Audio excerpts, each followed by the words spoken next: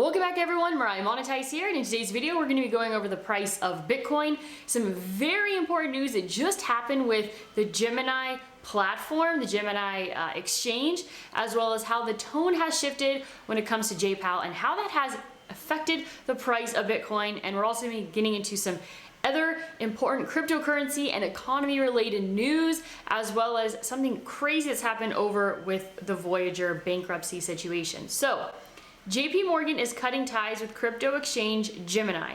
So this is interesting. I'm assuming that Gemini hopefully has relationships with several banks. I feel like when it comes to certain industries where banking can be very messy, you have plenty of different banks that you have relationships with. And so hopefully that doesn't affect Gemini's services, and it is a smooth transition over to the next bank that they use. So I personally use Gemini for an extended period of time, kind of leaning more over to using Kraken. So I do not currently have any funds. I'm not sure if this is going to affect withdrawals, but something that if you have funds on Gemini, you probably want to look into it. So Bitcoin climbs above 22,000 as Powell softens tone on day 2 of the congressional testimony. So Bitcoin dipped below just $22,000 and it's now right above 22,000, and we'll be getting into the price shortly here. So let's go ahead and take a look at some other news that's happening. So Fed Chair Jay Powell says the cost of failing to control inflation will be extremely high. This is exciting for Celsius users. The current plan is for Celsius to be out of bankruptcy by the end of July. And as I mentioned in my previous video, some of you are actually going to be able to withdraw your coins on Celsius. So I made a video a few days ago if you want to go back and check that out. Some users are getting the opportunity to luckily withdraw their funds. So if you have that opportunity, make sure you get on that as soon as possible. US 2-year yields exceed 5% for the first time since 2007. The Swiss National Bank has reported an annual loss of 141.54 billion, which is the largest in the history of the bank, which is 115 years. Huge congratulations, Voyager creditors. Binance US can move ahead with plan to acquire Voyager digital assets. And this was recently ruled by a judge. Fed Jay Powell also says no one should assume the Federal Reserve can protect the economy in a debt default.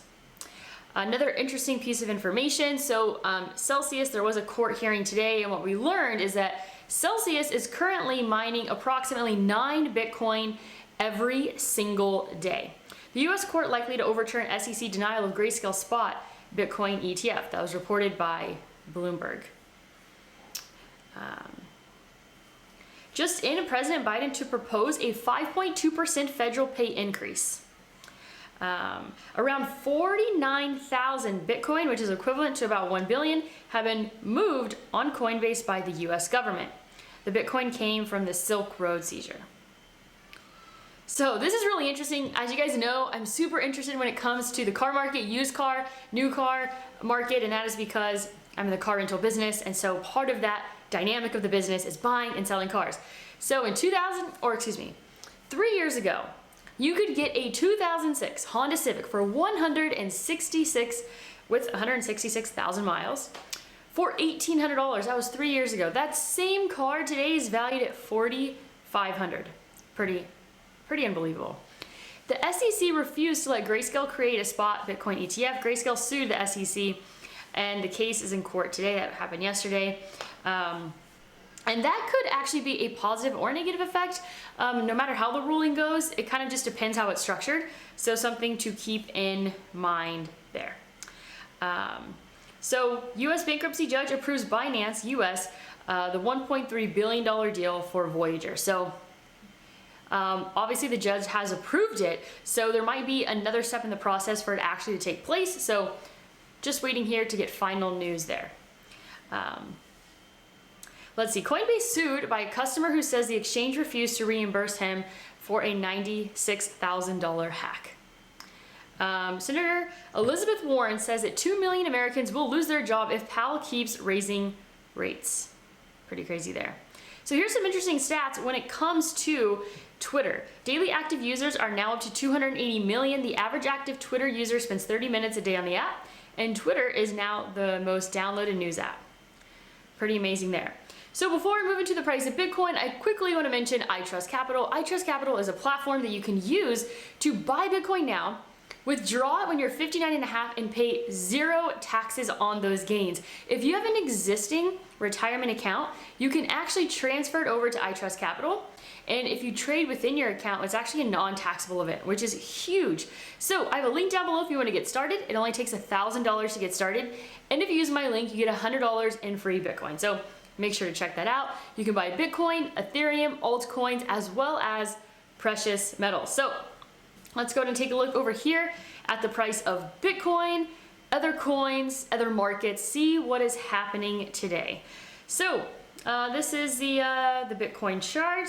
Let's go ahead and bounce out here to the 7-day chart on Bitcoin, and then we'll do our usual of continuing to zoom in on lower level time frames. So this is the weekly chart here.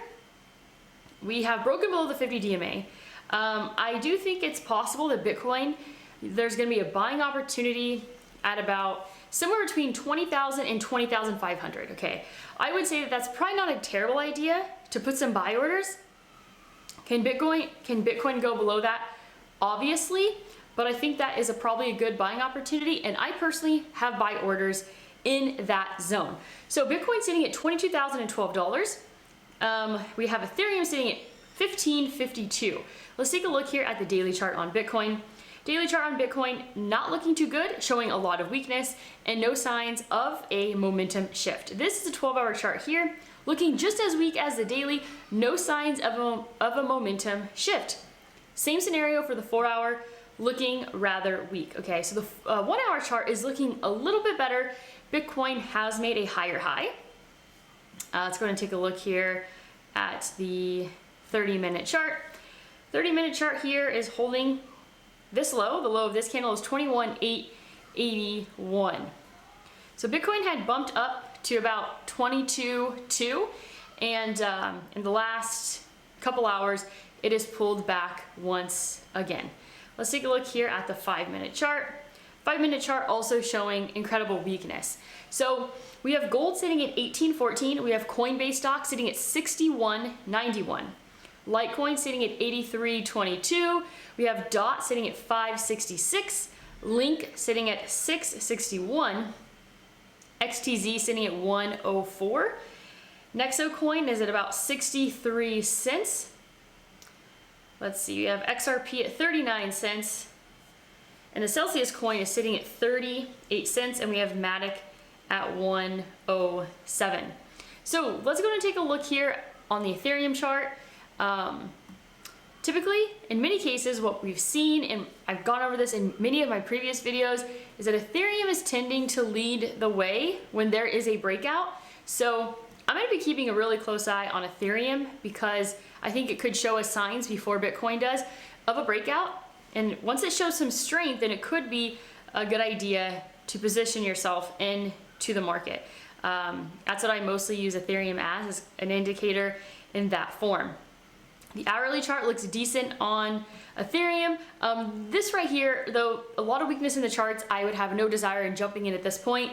I would like to see a lot more strength from the markets, but I'm not seeing that yet. Let's take a look here at Tesla. Tesla down pretty decently on the day, down to 180.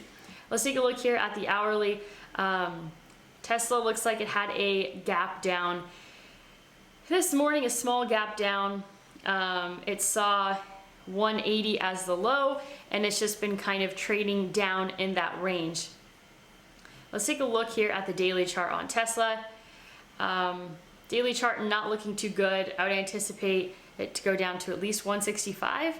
But with all of the news coming out of Tesla lowering, obviously, this is all based off of Tesla is currently lowering the price of many of their cars, or two models for sure I know are being lowered, one by 5K and one by 10K, and that's the second time that car price has been lowered on the year. We're literally on, it's March 8th, and they've already dropped the price twice for cars.